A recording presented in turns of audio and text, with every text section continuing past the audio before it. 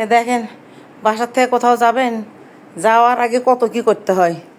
বাসায় লোকজন সবাই চলে গেলে হাজব্যান্ডের জন্য কত কি খাবার রেখে যেতে হয়। দেখেন, নাস্তার থেকে শুরু করে সব 2-4 দিনের জন্য যা ঘুরতে যাবেন, ঘুরতে গেলে আপনাকে দিনে সব করে থেকে যাওয়া লাগবে, তার যেন কোনো অসুবিধা না হয়। এ দেখেন কি অবস্থা, প্রত্যেক দিন খাবে কি, তারপরে কি করবে, কি খাবে, সকালে কি খাবে, দুপুরে কি খাবে, বিকেলে কি খাবে, রাতে কি খাবে, সব রেডি করে থুয়ে যাচ্ছি। রেডি করে একদম ফ্রিজের মধ্যে রাখে।